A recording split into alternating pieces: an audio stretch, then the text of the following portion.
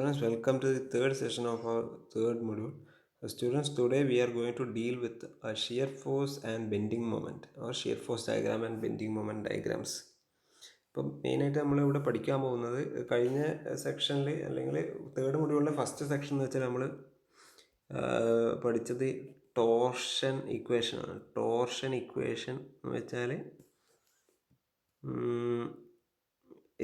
ഇത് ഏത് തരം സ്ട്രക്ചറിനാണ് ഈ ടോർഷൻ ഇക്വേഷൻ? ഇത് ആക്ട്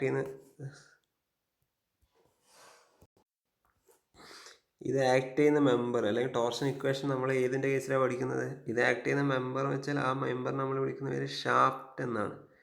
ഷാഫ്റ്റ് എന്നുള്ള, അതായത് ടോർഷൻ ബെയർ ചെയ്യുന്ന അല്ലെങ്കിൽ ടോർഷൻ വിത്ത്സ്റ്റാൻഡ് ചെയ്യുന്ന അല്ലെങ്കിൽ ടോർക്ക് ട്രാൻസ്മിറ്റ് ചെയ്യുന്ന മെമ്പറിനെ നമ്മൾ ഷാഫ്റ്റ് എന്ന് വിളിക്കില്ല. നമ്മൾ ഇവിടെ പഠിക്കാൻ പോകുന്നത് ബെൻഡിങ് എന്നുള്ള കേസാണ്.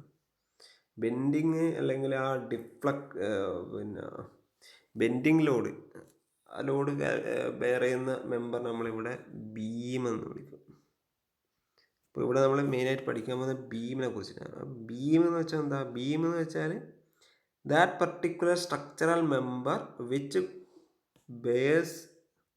Base some lateral loads perpendicular to its axis. അതായത് ആക്സിസിന് പെർപെൻഡിക്കുലർ ആയിട്ടുള്ള ലോഡ് ബെയർ ചെയ്യുന്ന മെമ്പർ നമ്മൾ എന്ത് വിളിക്കും? ബീം എന്ന് വിളിക്കും. ആക്സിസിന്, അതായത് ആ മെമ്പറിൻ്റെ ആക്സിസിന് പെർപെൻഡിക്കുലർ ആയിട്ടാണ് ലോഡ് വരുന്നതെങ്കിൽ, അങ്ങനെയാണ് ലോഡ് ബെയർ ചെയ്യുന്നതെങ്കിൽ അങ്ങനെയുള്ള മെമ്പേഴ്സിനെ നമ്മൾ എന്ത് വിളിക്കും? ബീം എന്ന് വിളിക്കും. അപ്പോൾ ഇവിടെ നമ്മൾ വിത്ത്സ്റ്റാൻഡ് ചെയ്യുന്നത് ലോഡിനെ എങ്ങനെയാണ് വിത്ത്സ്റ്റാൻഡ് ചെയ്യുന്നത്? ബൈ ബെൻഡിങ് ആണ്. ബെൻഡിങ് ആണ് ഇവിടെ നടക്കുന്നത്. നമ്മൾ ടോർക്കിൻ്റെ കേസിൽ അല്ലെങ്കിൽ ഷാഫ്റ്റിൻ്റെ കേസിൽ ട്വിസ്റ്റിംഗ് ആയിരുന്നെങ്കിൽ ഇവിടെ ബെൻഡിങ് ആണ്. അങ്ങനെയാണ് ബെൻഡിങ്. ഇപ്പോൾ ഇതൊരു കാൻഡിലിവർ ബീം നിങ്ങൾ പഠിച്ചിട്ടുണ്ടാവും, നിങ്ങൾ എഞ്ചിനീയറിംഗ് മെക്കാനിക്സിൽ പഠിച്ചിട്ടുണ്ടാവും എന്ന് ഞാൻ വിചാരിക്കുന്നു. ഇതൊരു കാൻഡിലിവർ ബീം, അതായത് ഒരു അറ്റം ഫിക്സ്ഡ് ആണെങ്കിൽ, ഒരു ബീമിൻ്റെ ഒരറ്റം ഫിക്സ്ഡ് ആണെങ്കിൽ അത് കാൻഡിലിവർ ബീം. അപ്പോൾ ഇതിനിങ്ങനെ ഒരറ്റത്തിൽ ലോഡ് വന്നു കഴിഞ്ഞാൽ ഇതിനെന്ത് സംഭവിക്കും? ഇത് ചെറുതായിട്ട് എന്താവും? ബെൻഡ് ചെയ്യും അല്ലേ?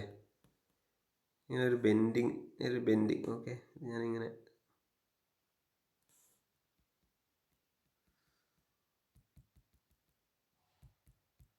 ബെൻഡ് ചെയ്യും. അപ്പോൾ ഈ ലോഡിനെ വിത്ത്സ്റ്റാൻഡ് ചെയ്യുന്നത് എങ്ങനെയാണ്? ഒരു ബെൻഡിങ് ഡിഫ്ലക്ഷനിലൂടെയാണ് ലോഡ് വിത്ത്സ്റ്റാൻഡ് ചെയ്യുന്നത്. ഒരു bending deflection, gets deflected by this load അല്ലേ? അതിനെ നമ്മൾ എന്ത് വിളിക്കും? ബെൻഡിങ് എന്ന് വിളിക്കും.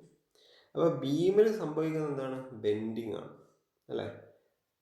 അപ്പോൾ ഷാഫ്റ്റിൻ്റെ കേസിൽ ട്വിസ്റ്റിംഗ് ആയിരുന്നു. അപ്പോൾ ടോർക്ക് അപ്ലൈ ചെയ്താൽ അവിടെ ഒരു ട്വിസ്റ്റിംഗ്, ഒരറ്റം ഫിക്സ്ഡ് ആണെങ്കിൽ അവിടെ ട്വിസ്റ്റിംഗ് ആയിരുന്നു നടന്നത്. ഇവിടെ എന്ത് സംഭവിക്കുന്നു? ബെൻഡിങ് ആണ് നടക്കുന്നത്. അപ്പോൾ ഇങ്ങനെയുള്ള, അപ്പോൾ ഇതിൻ്റെ ക്രോസ് സെക്ഷൻ എന്തും ആവാം. ക്രോസ് സെക്ഷൻ ചിലപ്പോൾ ഇത് റെക്റ്റാങ്കിൾ ആവാം, സർക്കിൾ ആവാം, അല്ലെങ്കിൽ ഐ സെക്ഷൻ ആവാം. സർക്കിൾ സാധാരണ ഉണ്ടാവില്ല. ബെൻഡിങ് സ്ക്വയറോ റെക്റ്റാങ്കിളോ ഐ സെക്ഷനോ അങ്ങനത്തെ ഡിഫറെൻറ്റ് ടൈപ്പ് ഓഫ് സെക്ഷൻസ് ഉണ്ടാവാം ഇതിൻ്റെ ക്രോസ് സെക്ഷൻ. അപ്പോൾ ക്രോസ് സെക്ഷനെ കുറിച്ച് നിങ്ങൾ ചിന്തിക്കാനായിട്ടില്ല. അത് നമ്മൾ കുറച്ച് അങ്ങോട്ട് ബെൻഡിങ് ഇക്വേഷനിലേക്ക് എത്തുമ്പോൾ നമുക്ക് ക്രോസ് സെക്ഷനെ കുറിച്ച് ചിന്തിക്കാം. ഇപ്പോഴും നിങ്ങൾ ഈ സൈഡ് വ്യൂ നോക്കാം. ഇത് ഈ type of members, this type of members base lateral loads. Load is applied laterally to the axis of that particular structure അല്ലേ? അതായത് പെർപെൻഡിക്കുലർ ലോഡ്സ് എന്ന് പറഞ്ഞു, ആക്സിസിന് പെർപെൻഡിക്കുലർ ആയിട്ടായിരിക്കും ലോഡ്സ് വരെ. ഇതിൻ്റെ അപ്ലിക്കേഷൻ എവിടെയാണ് വരുന്നത്? അതായത് നമ്മളിപ്പോൾ ഒരു വീട് അല്ലെങ്കിൽ ഒരു റൂഫ്, ഓക്കെ, നിങ്ങളിപ്പോൾ ക്ലാസ് റൂമിൽ റൂഫിൽ ഇങ്ങനെ ഒരു ബീമൊക്കെ കണ്ടിട്ടുണ്ടാവും. അപ്പോൾ കുറേ പില്ലർ ഉണ്ടെങ്കിൽ പില്ലർ രണ്ടും കണക്ട് ചെയ്യുന്ന ഒരു ബീം വെച്ചിട്ടാണ് ഇത് രണ്ടും പില്ലർ. അപ്പോൾ മുകളിലെ ലോഡ്, അപ്പർ ഫ്ലോറിലെ ലോഡ് നമ്മൾ താഴേക്ക് എത്തിക്കുന്നത് പില്ലർ വഴിയാണ്. അപ്പോൾ പില്ലർ ഡയറക്റ്റ് ലോഡ് എടുക്കൂല, പില്ലർ ബീം വഴിയാണ് ലോഡ്. അപ്പോൾ ബീമാണ് എന്തെന്ന് ലോഡ് ട്രാൻസ്ഫർ ചെയ്ത് അപ്പർ ഫ്ലോറിൽ അല്ലെങ്കിൽ ആ ഫ്ലോറിൽ അല്ലെങ്കിൽ റൂഫിലുള്ള ലോഡ് പില്ലറിലേക്ക് ട്രാൻസ്ഫർ ചെയ്യുന്നത് ആരാണ്? ഇതിപ്പോൾ പില്ലേഴ്സ്, ഇത് പില്ലേഴ്സാണ്. ഈ പില്ലേഴ്സ് വഴിയാണ് താഴേക്ക് എത്തിക്കുന്നത്. പക്ഷെ അപ്പർ ഫ്ലോറിൽ നിന്ന് ഡയറക്റ്റ് പില്ലേഴ്സിലേക്ക് ലോഡ് ട്രാൻസ്ഫർ ചെയ്യില്ല, അത് ബീം വഴിയാണ് ട്രാൻസ്ഫർ ചെയ്യുക. അപ്പോൾ ഈ ബീമിനെന്ത് സംഭവിക്കും? ബീമിന് ചെറിയ ഡിഫ്ലക്ഷൻസ് വരാം. ഇതിങ്ങനെ ഡിഫ്ലക്റ്റ് ആവാൻ സാധ്യതയുണ്ട്. പക്ഷെ നമ്മൾ ആ ബീം അങ്ങനെ ഡിസൈൻ ചെയ്യണം. ആ ബീം നമ്മൾ ബെൻഡിങ് ഇക്വേഷൻസ് ഡെറൈവ് ചെയ്യും. ആ ബെൻഡിങ് ഇക്വേഷൻസ് വെച്ച് നമ്മൾ ബീം ഡിസൈൻ ചെയ്താൽ ഡിഫ്ലക്ഷൻ മാക്സിമം റെഡ്യൂസ് ചെയ്യാൻ പറ്റും. അതാണ് നമ്മളെ ഇതിൻ്റെ ഉദ്ദേശം, ഈ പഠിക്കുന്നതിൻ്റെ ഉദ്ദേശം. അതിൻ്റെ മെറ്റീരിയൽ എന്തായിരിക്കണം, അല്ലെങ്കിൽ അതിൻ്റെ ഡയമെൻഷൻസ് എന്തായിരിക്കണം, അതാണ് അതിൻ്റെ ഡിസൈൻ എന്ന് പറയുന്നത്. ആ ഡിസൈൻ എങ്ങനെ വേണം? പരമാവധി ഡിഫ്ലക്ഷൻ കുറക്കുന്ന രീതിയിൽ ഡിസൈൻസ്, അതാണ് വേണ്ടത്. ഓക്കെ, ഇനിയിപ്പോൾ ബീം എന്താണെന്ന് മനസ്സിലായി. ഓക്കെ, ബീമിൻ്റെ പിന്നെ ആപ്ലിക്കേഷൻ അല്ലെങ്കിൽ എന്താണ് അതുകൊണ്ട് യൂസ് ചെയ്യുന്നത് മനസ്സിലായി. അതിന് type of beams, types of beams വെച്ചാൽ ഒന്നാമത്തെ ക്യാൻഡിലിവർ ബീം എന്നുണ്ട്. ക്യാൻഡിലിവർ ബീംസ് എന്ന് വെച്ചാൽ ബീമിൻ്റെ ഒരറ്റം ഫിക്സ്ഡ് ആണെങ്കിൽ ഇത് ക്യാൻഡിലിവർ ബീംസ്. ഒരറ്റം ഫിക്സ് ചെയ്താൽ എന്ത് സംഭവിക്കും? ഇതിൻ്റെ റിയാക്ഷൻസ്, ഇതിപ്പോൾ ഇതിൻ്റെ ഫ്രീ ബോഡി ഡയഗ്രാം എടുത്താൽ ഇതിൻ്റെ റിയാക്ഷൻസ് എങ്ങനെയായിരിക്കും? ഫ്രീ ബോഡി ഡയഗ്രാം എടുത്താൽ ഒരറ്റം ഫ്രീ, ഈ അറ്റത്ത് നിന്നുണ്ടാവും റിയാക്ഷൻ ഉണ്ടാവും, വെർട്ടിക്കലും ഉണ്ടാവും, ഹൊറിസോണലും ഉണ്ടാവും, മൊമെൻറ്റിൻ്റെ റിയാക്ഷൻ ഉണ്ടാവും. അതാണ് ക്യാൻഡിലിവർ ബീം. ഓക്കെ, ഇനി വേറൊരു അടുത്ത ടൈപ്പ്, സെക്കൻഡ് ടൈപ്പ് എന്ന് വെച്ചാൽ സിംപ്ലി സപ്പോർട്ടഡ് ബീം. എന്ന് വെച്ചാൽ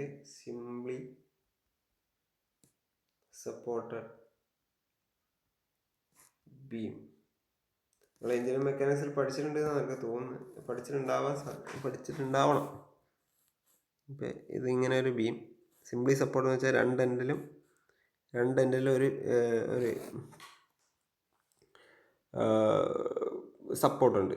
okay, beam supported resting freely on the supports at both ends. അപ്പോൾ ഇത് റോളർ സപ്പോർട്ടാവാം, അല്ലെങ്കിൽ ഹിഞ്ചിഡ് സപ്പോർട്ടായിരിക്കാം, അതെന്തും ആവാം. പക്ഷേ രണ്ടറ്റത്തിലും സപ്പോർട്ടുണ്ട്. ഫിക്സ്ഡ് അല്ലാത്തതുകൊണ്ട് തന്നെ ഇതിൻ്റെ റിയാക്ഷൻ വരച്ചാൽ എങ്ങനെ വരക്കണം?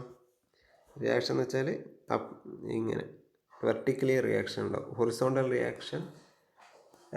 ഓക്കെ, അത് റോളർ ആണെങ്കിൽ ഹൊറിസോണ്ടൽ ഉണ്ടാവില്ല, റോളർ അല്ലെങ്കിൽ ഹിഞ്ചിനാണെങ്കിൽ ഹൊറിസോണ്ടൽ റിയാക്ഷൻ ഉണ്ടാവാം. മൊമെൻ്റ് റിയാക്ഷൻ ഉണ്ടാവില്ല. ബേസിക്കലി ഇതിൻ്റെ റിയാക്ഷൻസ് ഇങ്ങനെയായിരിക്കും. ഇതിപ്പോൾ എ ആണെങ്കിൽ RB എന്നുള്ള റിയാക്ഷൻസ് ഉണ്ടാവും.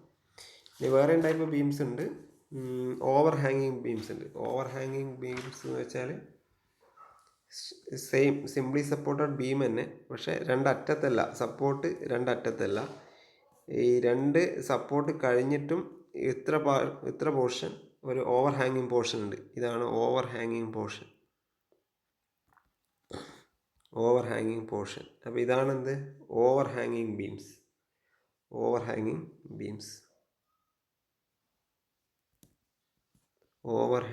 ബീംസ്. അതിന് ഫിക്സഡ് ബീംസ് ഉണ്ട്. എന്ന് വെച്ചാൽ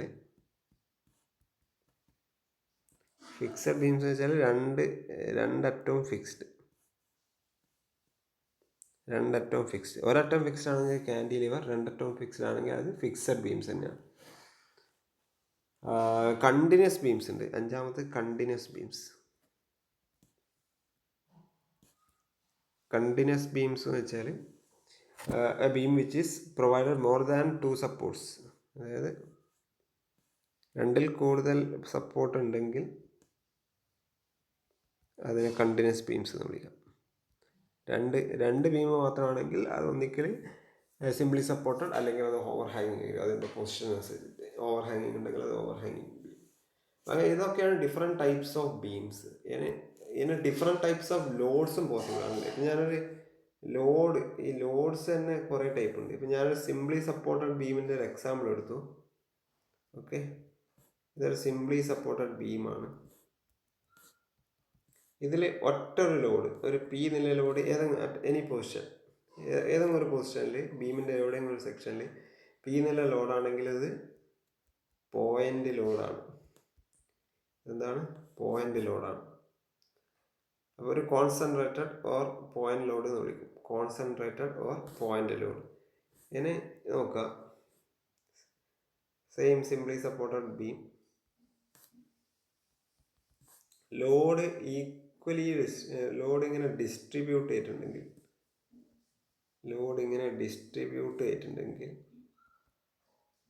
ഓക്കെ, ലോഡ് ഇങ്ങനെ ഡിസ്ട്രിബ്യൂട്ട് ചെയ്തിട്ടുണ്ട്. അപ്പോൾ പക്ഷേ അതിൻ്റെ ലോഡ് ഇതിൽ പിന്നെ മെഷർ ചെയ്യുന്നത് along each unit length is loaded to the same rate എന്നാണ്. അതായത് ഒരു W newton per metre, small W newton per metre എന്ന് വെച്ചാൽ ഒരു മീറ്ററിൽ ഡബ്ല്യു എന്നില്ല ലോഡ്. അപ്പോൾ 2 മീറ്ററിൽ 1 മീറ്ററിൽ ഡബ്ല്യു എന്നില്ല ഡബ്ല്യു ന്യൂട്ടൺ ലോഡുണ്ട്. ഇപ്പോൾ 2 മീറ്ററിൽ 2 ഡബ്ല്യു ആയിരിക്കും. 3 മീറ്റർ ആണെങ്കിൽ 3 ഡബ്ല്യു ലോഡായിരിക്കും. അതാണ് യൂണിഫോംലി ഡിസ്ട്രിബ്യൂട്ടഡ് ലോഡ്, UDL എന്ന് പറയും. എന്താണ് UDL? Uniformly distributed load.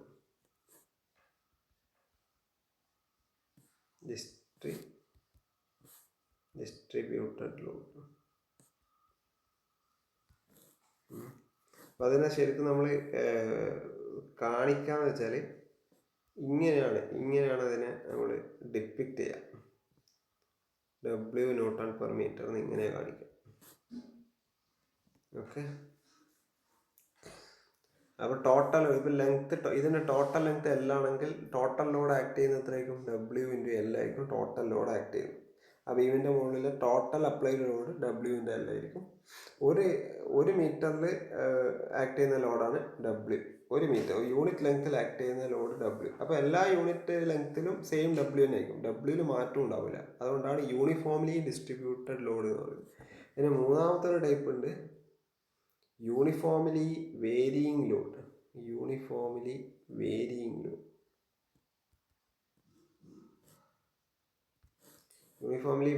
Load എന്ന് വെച്ചാൽ ഇതാണ് നമ്മളെ ബീമെങ്കിൽ ഒരു സപ്പോർട്ട് ഉണ്ട്, ഇതിങ്ങനെ വേരി ചെയ്യും. ഇവിടെ ഇത്ര ആണെങ്കിൽ ഇവിടെ കുറച്ച് കൂടും. ആ ഇൻക്രീസ് എന്തായിരിക്കും? യൂണിഫോം ആയിരിക്കും. എല്ലായിടത്തും സെയിം ലോഡ് ആയിരിക്കില്ല, പക്ഷെ ഓരോ പോയിന്റിൽ നിന്നും ഇൻക്രീസ് ചെയ്യുന്ന ലോഡ് ഉണ്ടാവില്ല. അപ്പോൾ ആ ഇൻക്രീസ് എന്തായിരിക്കും? സെയിം ആയിരിക്കും. ഓക്കെ, അതാണ് UVL.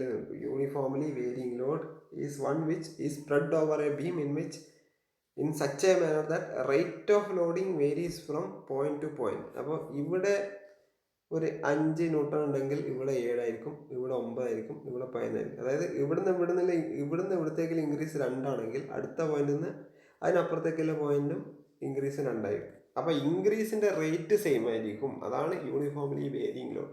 ഓരോ പോയിന്റിലും ഡിഫറെൻറ്റ് ലോഡ്സ് ആയിരിക്കും, പക്ഷെ ഓരോ പോയിന്റിൽ നിന്ന് മറ്റേ പോയിന്റിലേക്കുള്ള ഇൻക്രീസിൻ്റെ റേറ്റ് സെയിം ആയിരിക്കും. അതാണ് യൂണിഫോംലി വേരിയിങ് ലോഡ് കൊണ്ട് ഉദ്ദേശിക്കുന്നത്. ഓക്കെ,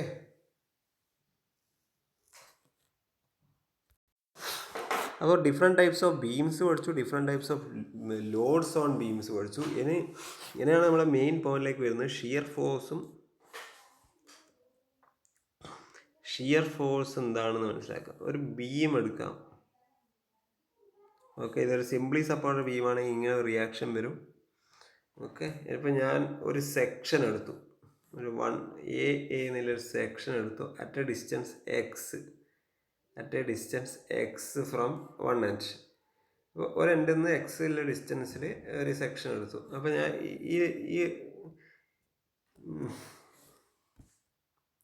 ഈ ബീമിൽ ഒരു P എന്നുള്ള ലോഡ് ആക്ട് ചെയ്യുന്നുണ്ട്, അതൊരു Y എന്നുള്ള ഡിസ്റ്റൻസിൽ. ഓക്കെ, ഒരു എൻഡിൽ നിന്ന് Y എന്നുള്ള ഡിസ്റ്റൻസ് P എന്നുള്ള ലോഡ് ആക്ട് ചെയ്യുന്നുണ്ട്.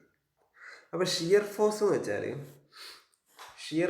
SF എന്ന് വെച്ചാൽ sum of all the vertical loads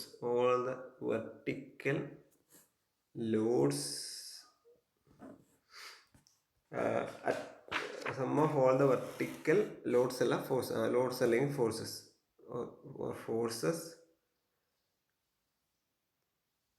at any section at any section of a beam to the right or left of the section. അപ്പോൾ ഒരു സെക്ഷൻ എടുത്തു. ആ സെക്ഷൻ്റെ റൈറ്റിലോ ലെഫ്റ്റിലോ ഉള്ള എല്ലാ വെർട്ടിക്കൽ ഫോഴ്സസിൻ്റെയും സമ്മിനെയാണ് നമ്മൾ എന്ത് വിളിക്കുന്നത്? ഷിയർ ഫോഴ്സ് എന്ന് വിളിക്കുന്നത്. എന്തുകൊണ്ട് ആ ഫോഴ്സിനെ ഷിയർ ഫോഴ്സ് എന്ന് വിളിക്കുന്നതെന്ന് വെച്ചാൽ ഇപ്പോൾ പി അല്ലേ, പി ഇങ്ങനെ വെർട്ടിക്കലി ആക്ട് ചെയ്യുന്നത്. അപ്പോൾ ഇവിടെ എന്ത് സംഭവിക്കും? ഇവിടെ ഒരു ഷിയർ ഫോഴ്സ്, അതായത് ഈ സെക്ഷൻ്റെ ഇപ്പോൾ ഈ ഏരിയ, ഈ ഒരു പർട്ടിക്കുലർ ഏരിയയില്ലേ, ആ ഏരിയക്ക് ടാൻജൻഷ്യൽ ആയിട്ടായിരിക്കും ആ ഫോഴ്സ് ആക്ട് ചെയ്യുക. അതായത് ഇതാണ് അതിൻ്റെ സെക്ഷൻ എങ്കിൽ ഈ സെക്ഷൻ ഇവിടെ നിന്നുണ്ടാവും, ഇവിടെ അതുപോലെ ഒരു സെക്ഷൻ ഉണ്ടാവും. ആ സെക്ഷൻ ടാൻജൻഷ്യൽ ആയിട്ടാണ് അങ്ങനെ കട്ട് ചെയ്യാനാണ് ശ്രമിക്കുക. അവിടെ ഒരു കട്ടിങ് ആണ് അവിടെ നടക്കാൻ സാധ്യതയില്ല അല്ലേ. അപ്പം ഇങ്ങനൊരു സെക്ഷൻ എടുത്താൽ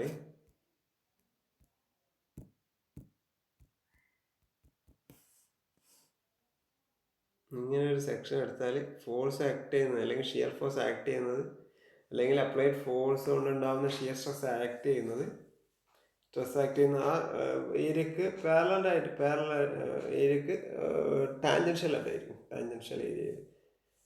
അതുകൊണ്ടാണ് ആ ഫോഴ്സിനെ നമ്മൾ ഷിയർ ഫോഴ്സ് എന്ന് തന്നെ വിളിക്കുന്നത് അല്ലേ. അപ്പോൾ ഷിയർ ഫോഴ്സ് എന്താണ്? ഷിയർ ഫോഴ്സ് എന്ന് വെച്ചാൽ ഒരു സെക്ഷൻ്റെ ലെഫ്റ്റിലോ റൈറ്റിലോ ഉള്ള വെർട്ടിക്കൽ ഫോഴ്സസിൻ്റെ എല്ലാ വെർട്ടിക്കൽ ഫോഴ്സസിൻ്റെയും സമ്മാണെന്ത്? Shear force. അപ്പോൾ ഇവിടെ ഇത് R1 ഇത് R2 കിട്ടും. അപ്പോൾ അത് ലെഫ്റ്റ് ആവാം റൈറ്റ് ആവാം. ഞാനിപ്പോൾ ഒരു സെക്ഷൻ എടുത്തു, എയുടെ റൈറ്റിലുള്ള എല്ലാ ഫോഴ്സിൻ്റെയും സമ്മാണ് എടുക്കുന്നത്. അപ്പോൾ ഷിയർ ഫോഴ്സ് എന്ന് വെച്ചാൽ എഫ് അറ്റ് എക്സ് എന്നുള്ള ഡിസ്റ്റൻസിൽ shear force at F at x is nothing but P minus R1 ആണ്. അപ്പോൾ ഇവിടെ എത്ര ഫോഴ്സ് ഉണ്ട്? ഒന്ന് പി ഉണ്ട്, ഒന്ന് റിയാക്ഷൻ ഫോഴ്സ് ഉണ്ട്. പി താഴോട്ടും R1 മേലോട്ടും. അതുകൊണ്ട് സം ഓഫ് ഫോഴ്സ് എന്ന് വെച്ചാൽ പി മൈനസ് R1 ആണ്. ശ്രദ്ധിക്കേണ്ട ഒരു സൈൻ കൺവെൻഷൻ എന്നുള്ളൊരു കാര്യം ശ്രദ്ധിക്കണം. സൈൻ കൺവെൻഷൻ എന്താണ്? സൈൻ കൺവെൻഷൻ എന്ന് വെച്ചാൽ നമ്മൾ ഷിയർ ഫോഴ്സ് എടുക്കുന്ന കേസിൽ ബീം ഒരു സെക്ഷൻ എടുത്തിട്ട് റൈറ്റ് സൈഡാണ് എടുക്കുന്നതെങ്കിൽ ഡൗൺവേർഡ് ഫോഴ്സ് റൈറ്റിലുള്ള ഡൗൺവേർഡ് ഫോഴ്സ് പോസിറ്റീവും അപ്വേർഡ് ഫോഴ്സ് നെഗറ്റീവും ആയിരിക്കണം. ഇപ്പോൾ ഇവിടെ നമ്മൾ നോക്കാം, ഇവിടെ പി ഡൗൺവേർഡും R1 അപ്വേർഡും. നമ്മൾ എടുക്കുന്ന സെക്ഷൻ്റെ റൈറ്റ് സൈഡിലാണ്. പി ഡൗൺവേർഡും R അപ്വേർഡും ആയതുകൊണ്ട് തന്നെ പി പോസിറ്റീവും R നെഗറ്റീവുമാണ് എടുക്കേണ്ടത്. പി മൈനസ് R1 ആണ് നമ്മുടെ എന്ത്? Shear force.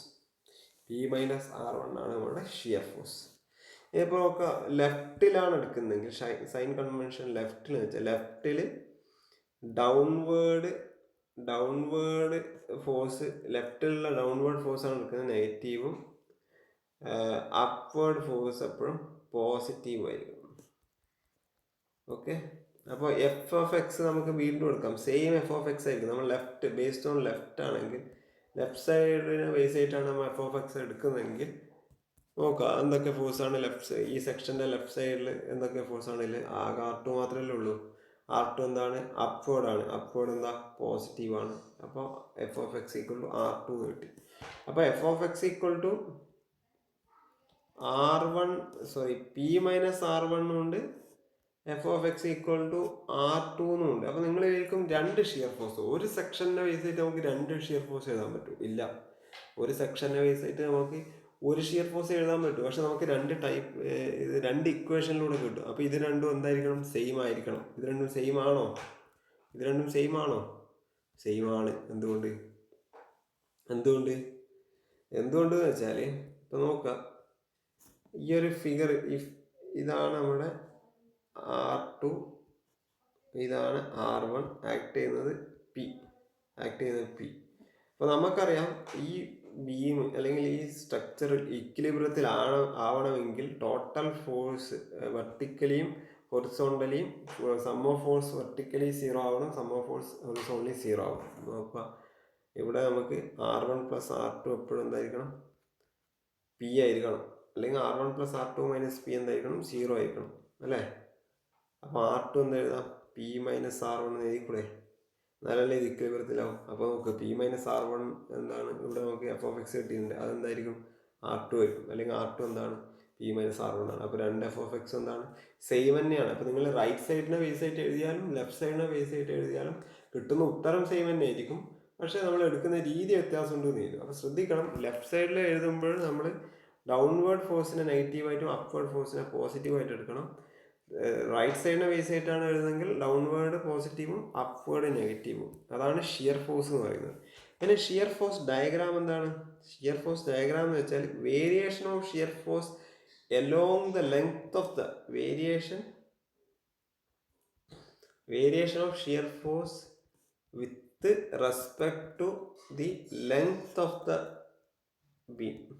ബീമിൻ്റെ ലെങ്ത്ത് എടുക്കുന്നത് ബീമിൻ്റെ ലെങ്ത്തിനനുസരിച്ച് അല്ലെങ്കിൽ എക്സിനനുസരിച്ചിട്ട്. നമ്മളിപ്പോൾ ഇവിടെ ഒരു എക്സ്, ഓക്കെ നോക്കാം, നമ്മൾ ഇവിടെ ഒരു എക്സ് എടുത്തു. ഒരു എൻഡിൽ നിന്നുള്ള എക്സ് എന്നുള്ള ഡിസ്റ്റൻസിലുള്ള ഷിയർ ഫോഴ്സാണ് നമ്മൾ എടുത്തത്.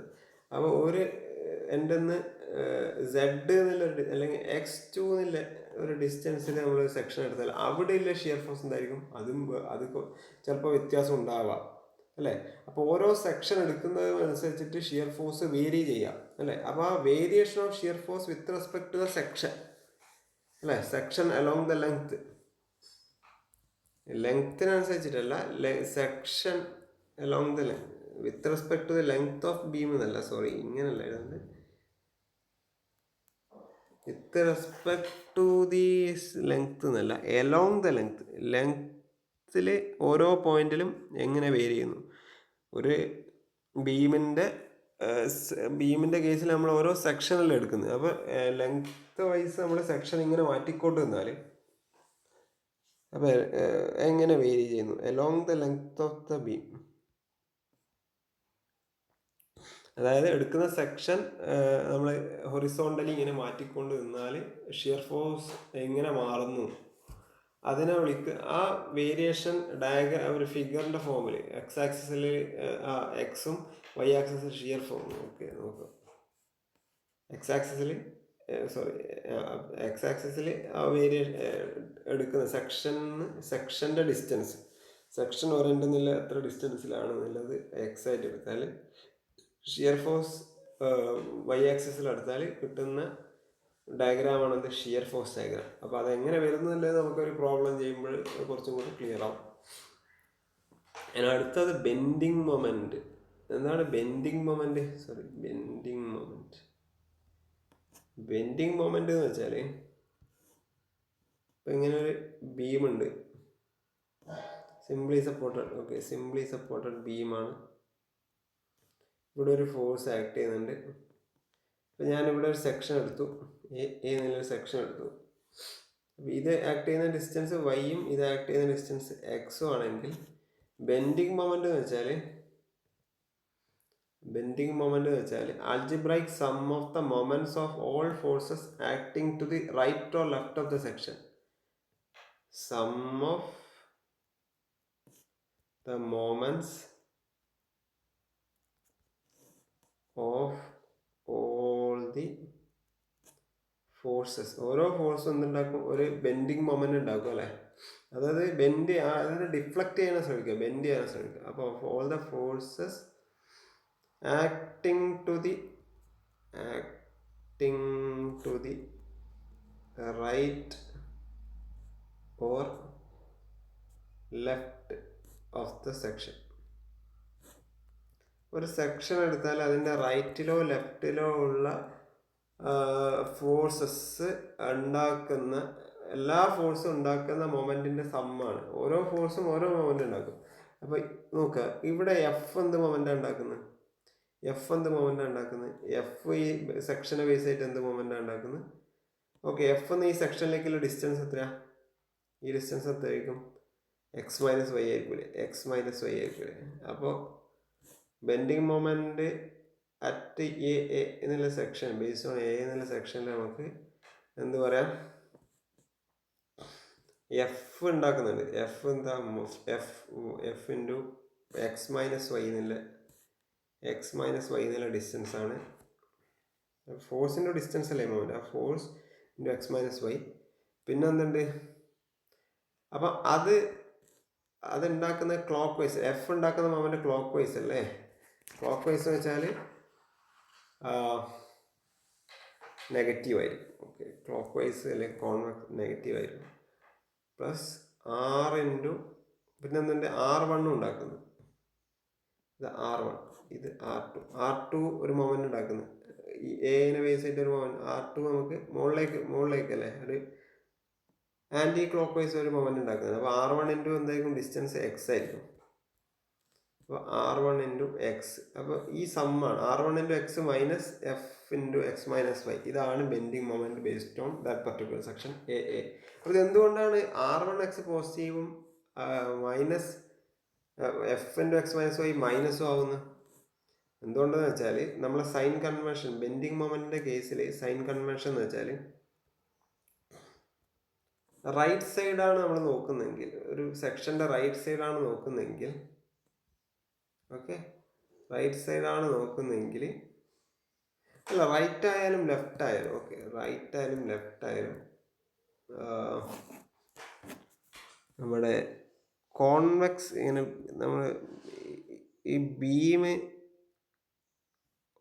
സാഗിങ് ആണെങ്കിൽ, സാഗിങ് അല്ലെങ്കിൽ ഇതെന്താണ്, ഒരു കോൺവെക്സ് നേച്ചർ. ഓക്കെ, ഇത് സാഗിങ് എന്ന് പറയുന്നത് ഇങ്ങനെ തൂങ്ങി നിൽക്കുന്ന ആ ടൈപ്പിലേക്കാണ് ബെൻഡിങ് നടക്കുന്നത്. ആ ടൈപ്പാണ് നമ്മളെ മൊമെൻ്റ് ആക്ട് ചെയ്യുന്നതെങ്കിൽ, അതായത് മൊമെൻ്റ് ആക്ട് ചെയ്യുന്ന ഇപ്പോൾ സെക്ഷൻ എടുത്ത റൈറ്റ് സൈഡിൽ അത് ആൻറ്റി ക്ലോക്ക് വൈസും ലെഫ്റ്റ് സൈഡിൽ ക്ലോക്ക് വൈസ് ആണെങ്കിൽ അത് സാഗിങ് ആയിരിക്കും. സാഗിങ് ആണെങ്കിൽ ബെൻഡിങ് മൊമെൻറ്റ് പോസിറ്റീവ് എടുക്കണം, BM പോസിറ്റീവ് എടുക്കണം. നേരെ മറിച്ച് ഹോഗിങ് ആണെങ്കിൽ, ഇങ്ങനെ മുകളിലോട്ട്, ഇതാണ് ഹോഗിങ് എന്ന് പറയുന്നത്. ഹോഗിങ് ആണെങ്കിൽ, ഹോഗിങ് വെച്ചാൽ ഒരു സെക്ഷൻ എടുത്തു കഴിഞ്ഞാൽ റൈറ്റ് സൈഡിൽ ക്ലോക്ക് വൈസും റൈറ്റ് സൈഡിൽ ക്ലോക്ക് വൈസും ലെഫ്റ്റ് സൈഡിൽ ആൻറ്റി ക്ലോക്ക് വൈസും, അങ്ങനെയുള്ളതാണ് ഹോഗിങ് എന്ന് പറയുന്നത്. ഹോഗിങ് എന്ന് പറയുമ്പോൾ റൈറ്റിൽ ക്ലോക്ക് വൈസ്, ലെഫ്റ്റിൽ ആൻറ്റി ക്ലോക്ക് വൈസ്, അങ്ങനെയുള്ള ബെൻഡിങ് മൊമെൻറ്റിൻ്റെ സൈൻ നമ്മൾ നെഗറ്റീവ് എടുക്കണം. അപ്പോൾ നമ്മൾ ഇവിടെ നോക്കാം, ഇവിടെ എഫ് എന്നുള്ള ഫോഴ്സ് എന്ത് ടൈപ്പ് ഓഫ് ബെൻഡിങ് ഉണ്ടാക്കാം. ഇതെങ്ങനെയാണ് ബെൻഡ് ചെയ്യുന്നത്, ഇതിങ്ങനെയല്ലേ ബെൻഡ് ചെയ്യുന്നത്. ഇങ്ങനെ വെച്ചാൽ അത് ഹോഗിങ് അല്ലേ. ഹോഗിങ് എന്തായിരിക്കും, ഹോഗിങ് എപ്പോഴും നെഗറ്റീവ് ആയിരിക്കും. R1 മുകളിലോട്ടല്ലേ, R1 മുകളിലോട്ട് വെച്ചാൽ അത് ക്ലോക്ക് വൈസ്, അല്ലെങ്കിൽ അത് സാഗിങ് ആയിരിക്കും. സാഗിങ്ങിലേക്കാണ് പോവുക. സാഗിങ് ആണെങ്കിൽ അതുകൊണ്ട് പോസിറ്റീവ്. ഓക്കെ, അങ്ങനെയാണ് sign convention in case of bending moment. ഇനി ബെൻഡിങ് മൊമെൻറ്റ് ഡയഗ്രാം ഉണ്ട്. BMD എന്ന് വെച്ചാൽ ബെൻഡിങ് മൊമെൻറ്റ് ഡയഗ്രാമാണ്. BMD എന്ന് വെച്ചാൽ ശരിക്കും X distance distance of the section along the length of the beam, അല്ലെങ്കിൽ ബീമിൻ്റെ ലെങ്ത്തിനനുസരിച്ചിട്ട് ബെൻഡിങ് മൊമെൻറ്റിൻ്റെ വാല്യൂ മാറുന്നതിനെ ഡെപ്പിക്റ്റ് ചെയ്യുന്ന ഡയഗ്രാമിനാണ് നമ്മൾ എന്ന് പറയുന്നത് BMD എന്ന് പറയുന്നത്. അപ്പോൾ ബെൻഡിങ് മൊമെൻറ്റ് ഡയഗ്രാം എന്ന് വെച്ചാൽ എന്താ, ബെൻഡിങ് മൊമെൻറ്റ് ഡയഗ്രാം എന്ന് വെച്ചാൽ diagram which shows the variation of the bending moment along the length of the beam. അപ്പോൾ ഓരോ സെക്ഷനിലും ഓരോ ബെൻഡിങ് മൊമെൻ്റ് ആയിരിക്കും. അപ്പോൾ സെക്ഷൻ മാറ്റി ബെൻഡിങ് മൊമെൻറ്റ് എങ്ങനെ മാറുന്നുണ്ട് എന്ന് കാണിക്കുന്ന ഡയഗ്രാമിനെയാണ് എന്ത് വിളിക്കുന്നത്, ബെൻഡിങ് മൊമെൻറ്റ് ഡയഗ്രാം എന്ന് വിളിക്കുന്നത്. അപ്പോൾ നിങ്ങൾ ഇത്രയും കാര്യങ്ങൾ ഇൻട്രോഡക്ടറി പാർട്ടിൽ beam, types of beam, types of loads on beam, shear force diagram, bending moment diagram, ഇതിൻ്റെ സൈൻ കൺവെൻഷൻ, ഇതിൻ്റെയും സൈൻ കൺവെൻഷൻ, ഇത്രയും കാര്യങ്ങൾ പഠിച്ചു. അപ്പോൾ ഇതാണ് ഇതിൻ്റെ ബേസിക്സ് കാര്യങ്ങൾ. ഈ ബേസിക്സ് വളരെ തറവായെങ്കിലേ നമ്മൾ അടുത്ത ബെൻഡിങ് മൊമെൻറ്റ് ഡയഗ്രാം പഠിക്കാൻ പറ്റും. അപ്പോൾ നമ്മൾ കാര്യമായിട്ട് പഠിക്കുന്നത് ഇവിടെ ഒരു കാൻഡിലിവർ ബീമിൽ 3 ടൈപ്പ് ഓഫ് ലോഡിങ്, അതായത്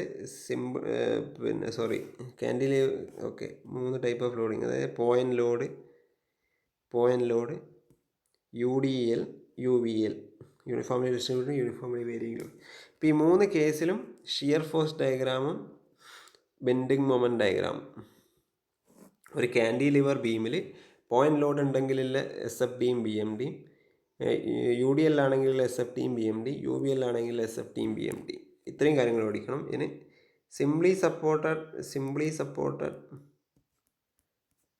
ബീമിൻ്റെ കേസിൽ 3 ടൈപ്പ് ഓഫ് ലോഡിങ്, അതായത് പോയിന്റ് ലോഡ്, UDL, UVL വന്നാൽ ഉള്ള കറസ്പോണ്ടിങ് SFDയും BMD. അപ്പോൾ ഇതാണ് നമ്മൾ അടുത്ത സെഷനിൽ. അപ്പോൾ തൽക്കാലത്തേക്ക് നമ്മൾ ഈ വീഡിയോ അവസാനിപ്പിക്കാം. ഓക്കെ, അടുത്ത വീഡിയോയിലേക്ക്. അപ്പോൾ ഈ വീഡിയോ നമുക്ക് ഇവിടെ നിർത്താം. അപ്പോൾ ഇതുവരെയുള്ള ബേസിക്സ് മനസ്സിലായി എന്ന് വിചാരിക്കുന്നു. Thank you.